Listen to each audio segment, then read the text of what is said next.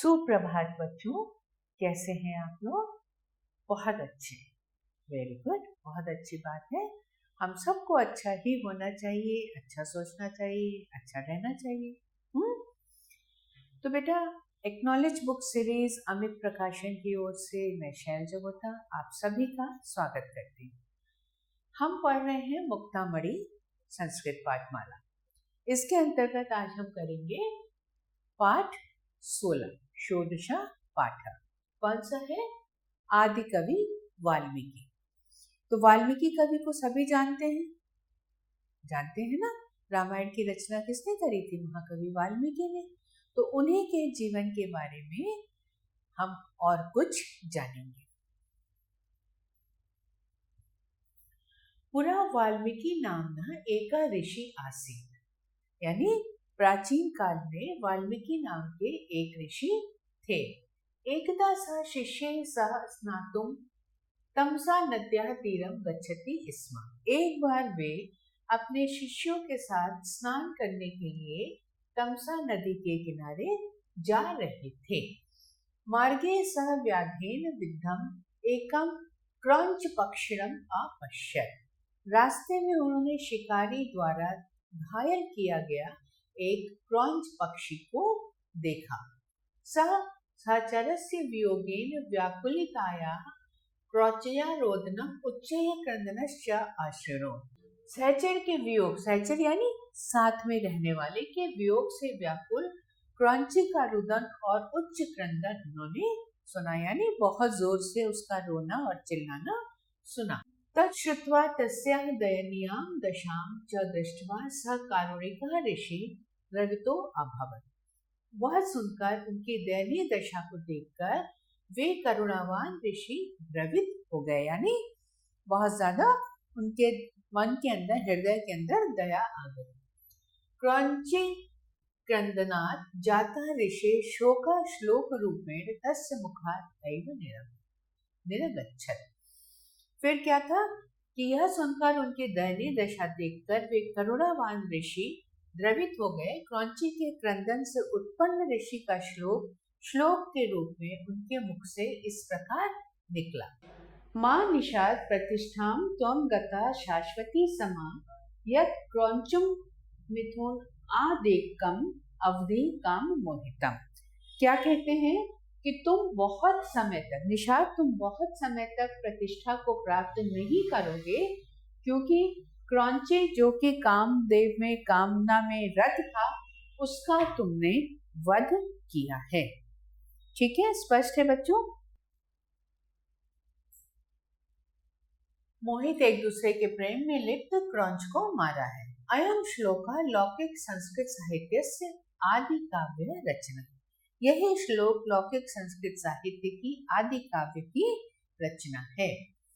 तथा प्रभृति ऋषिरयम कवि पदम प्राप्तवान, और तभी से लेकर ये ऋषि कवि पद को प्राप्त हुए, यानी उन्होंने कविता लिखने का सौभाग्य उन्हें मिला। ऋषि कवित्वं विज्ञाय ब्रह्म आकाशवाण्या आदिशत् ऋषि कुरु रामायणं काव्यं तत्र च रामचरितं वर्णय येन रामस्य पुण्यं चरित्रं विदित्वा लोकाः सन्मार्गस्य अनुसरणं कुर्युः।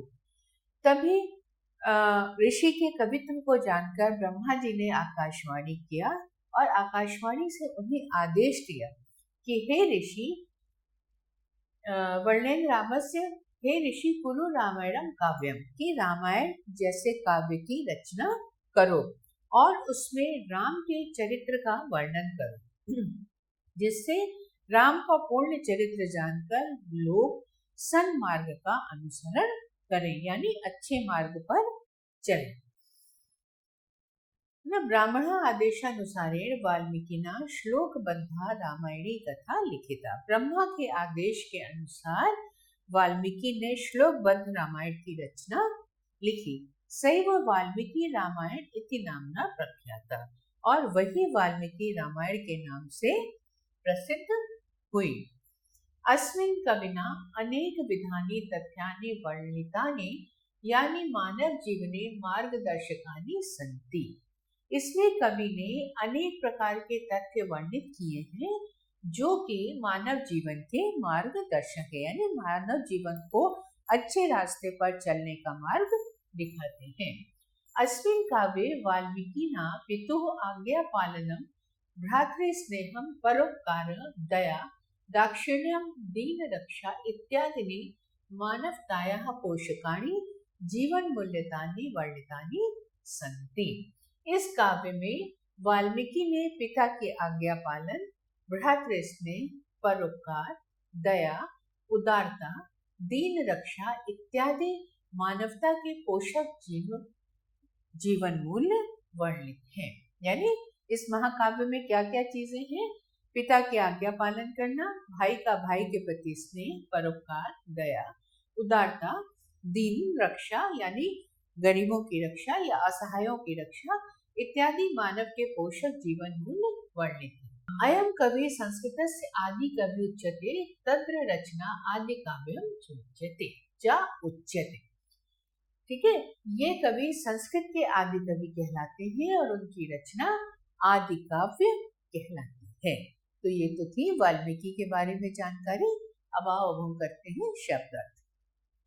क्रौंच पक्षिणम, क्रौंच पक्षी को, क्रंदनम विलाप को, उच्चैः जोर जोर से, कारुणिका दयालु, दाक्षिण्यम उदारता, निषाद व्याध, शाश्वती समाह अनेक वर्षों तक, अवधि मार दिया। तो आओ बेटा अब हम प्रश्नोत्तर करते हैं। मार्गे सह किम अपश्यत, मार्गे सह व्याघ्रेण विद्धम एकम क्रौंच पक्षिणम अपश्यत। वाल्मीकि ऋषि कदा कविपदं प्राप्तवान्? वाल्मीकि ऋषि क्रौंचक्रंदात् जातः ऋषे शोकः श्लोक रूपेण तस्य मुखात् एव निरगच्छत्, तथा प्रभृति ऋषिरयं कविपदं प्राप्तवान्। वाल्मीकि ऋषि कुत्र गच्छति स्म? वाल्मीकि ऋषि शिष्यैः सह स्नातुं तमसा नद्याः तीरं गच्छति स्म। वाल्मीकि ऋषि यहाँ से ले लोगे बेटा। काव्ये अस्मिन् वाल्मीकिनां किं वर्णितं? काव्ये अस्मिन् वाल्मीकिनां पितुः आज्ञापालनं, मातृस्नेहं, परोपकारं, दया, दाक्षिण्यं, दीनरक्षा इत्यादीनि मानवतायाः पोषकाणि जीवन मूल्यानि वर्णितानि सन्ति। ब्रह्मा ऋषिं किम आदिशत्?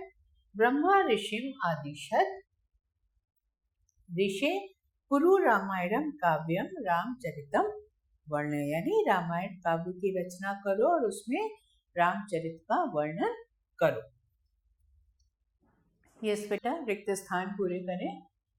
अयम एव श्लोका लोक संस्कृत साहित्यस्य आदि काव्य रचना। पुरा वाल्मीकि नाम्नः एकः ऋषि आसीत्। ऋषि कवित्व विज्ञाय ब्रह्मा आकाशवाण्या वाल्मीकिम् आदिशत्।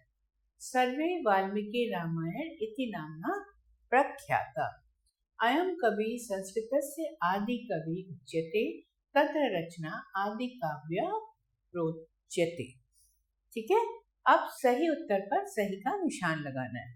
उच्यते इति क्रियापदस्य अर्थ, क्या अर्थ है? कही जाती है। दयनीया दशा इति पदे विशेषणम् अस्ति दयनीया। लेप् प्रत्ययुक्त शब्द अस्ति वर्णय। ठीक है, हिंदी में अनुवाद करें। आदेशं मत्वा वाल्मीकिना श्लोकबद्धा रम्या रामायणी कथा लिखी। आदेश को मानकर वाल्मीकि ने श्लोकबद्ध सुंदर रामायण की कथा लिखी। ब्रह्मा वाल्मीकि रामचरितम वर्णयितुम आदिश्यति। ब्रह्मा ने वाल्मीकि को रामचरित में, रामायण में राम के चरित्र की वर्णन करने का आदेश दिया। कारुणिका ऋषि व्याकुलम क्रौंच पक्षिणं दृष्ट्वा द्रविता अभवत्। जो बहुत दयालु ऋषि थे वो क्रौंच पक्षी की व्याकुलता को, परेशानी को देखकर व्याकुल होकर द्रवित हो गए।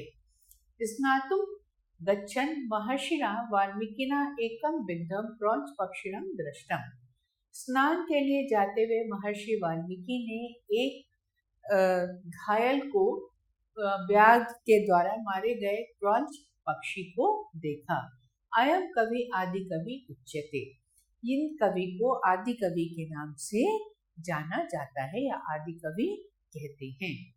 निम्नलिखितानां पदानां विभक्ति लिंगम वचनम लिखत। लेकिन इन पदों में कौन सी विभक्ति है, कौन सा लिंग है और कौन सा वचन है, ये आपको बताना है। तद्र रचना षष्ठी स्त्रीलिंग एक वचन, व्याधीन तृतीया नपुंसकलिंग एक वचन, क्रौंच्य षष्ठी पुल्लिंग एक वचन, यानी प्रथमा नपुंसकलिंग बहुवचन, मूल्यानि प्रथमा नपुंसकलिंग बहुवचन।